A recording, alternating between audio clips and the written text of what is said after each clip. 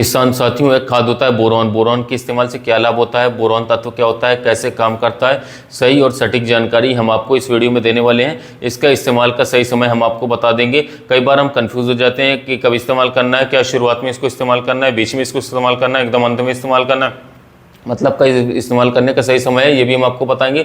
इसके साथ साथ क्या क्या डालना चाहिए ये भी हम आपको बताएंगे। तो वीडियो पूरा देखिएगा, अंत तक देखिएगा। कोई भी आपके मन में सवाल या सुझाव है तो नीचे कमेंट जरूर कीजिएगा साथियों। तो चलिए वीडियो स्टार्ट करते हैं। सबसे पहले दोस्तों हम जानते हैं कि बोरॉन आखिर होता क्या है, कैसे हमारी फसलों में दोस्तों काम करता है। साथियों, बोरॉन तत्व एक सूक्ष्म तत्व है किसान साथियों। इसके इस्तेमाल से बहुत ही अच्छे लाभ देखने को मिलता है। बोरॉन के इस्तेमाल से जैसे हम नाइट्रोजन डालते हैं, फास्फोरस डालते हैं, पोटेशियम डालते हैं, ये हमारे मेन तत्व हो गए। बोरॉन, जिंक, इसके साथ साथ मैग्नीशियम, ये हमारे तमाम जो चीज़ें जो हमारे सल्फर हो गई, ये सूक्ष्म पोषक तत्व की कैटेगरी में आते हैं। उसी में से बोरॉन एक महत्वपूर्ण तत्व माना जाता है और बिना बोरॉन के पौधे का जीवन चक्र अधूरा रह जाएगा। कैसे भी बोरॉन का जो मेन काम होता है ये काफ़ी जरूरी होता है। बोरॉन आपके पौधे के द्वारा जो भी अवशोषित किया जाता है, यानी कि जो भी भोजन के रूप में लिया जाता है, उसको पौधे के सभी भागों तक पहुँचाने का काम जो है बोरॉन करता है हमारा।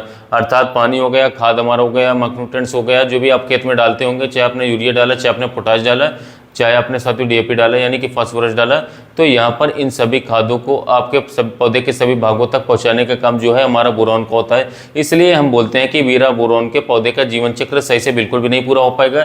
तो बोरॉन भी काफ़ी ज़्यादा आवश्यक होता है। इसके साथ साथ साथियों इसके काम इसका बहुत ही महत्वपूर्ण होता है जब हमारी धान की फसल में जब फूल, बालियाँ, इन सभी का समय आता है, मतलब जब बालियाँ निकलने वाली होती हैं, इस समय पर भी काफ़ी अच्छे से यह काम करता है। बोरॉन परागण पर भी हमें काम करता है। बोरॉन के इस्तेमाल से परागनली का निर्माण होता है। इसके साथ साथ बोरॉन के इस्तेमाल से पौधे में अच्छी तरीके से पॉलिनेशन होता है, यानी कि परागण होता है, इससे कि सभी दाने का भराव अच्छी तरीके से होता पाता है।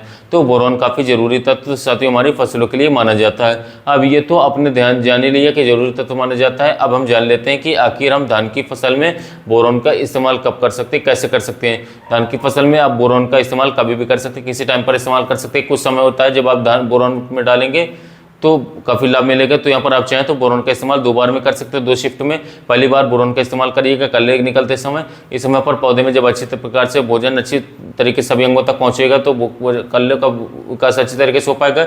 तो कल्ले निकलने वाली अवस्था में आप बोरॉन का इस्तेमाल कर सकते हैं। और ज़्यादातर किसान साथी कब इस्तेमाल करते हैं, जब धान की फसल में बालियाँ निकलने से पहले।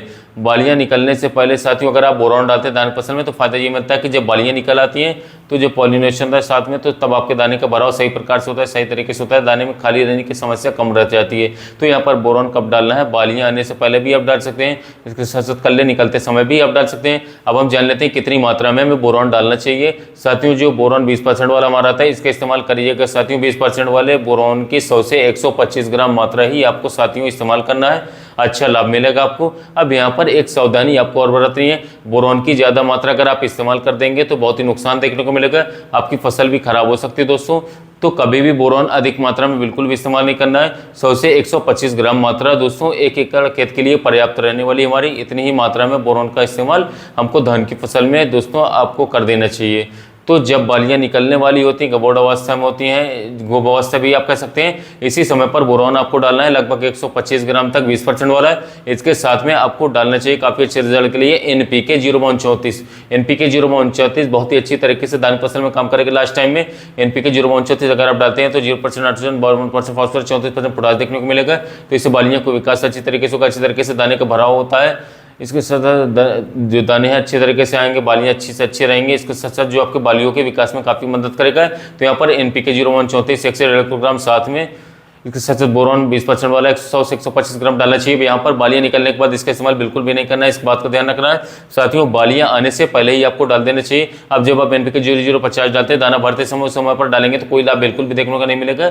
बोरॉन का इस बात का ध्यान रखना है क्योंकि इसका काम परागण में मदद करता है, परागण तो पहले ही हो जाता है। तो यहाँ पर NPK 0/050 आपको दाना भरते समय 1 से 1.5 किलोग्राम सिंगल ही डालना होता है। बोरॉन आपको बालियाँ निकलने से पहले आपको गोबावस्था में डाल देना चाहिए। उम्मीद करते हैं साथियों आज की जानकारी, आज की वीडियो आपको पसंद आई होगी। वीडियो जानकारी पसंद आई है तो साथियों चैनल को सब्सक्राइब करें, वीडियो को लाइक करें और जो हमारे किसान भाई धान की खेती करें तक वीडियो को शेयर कीजिए ताकि उन्हें भी महत्वपूर्ण जानकारी मिल सके। साथ ही मिलते हैं नए वीडियो में नए टॉपिक के साथ।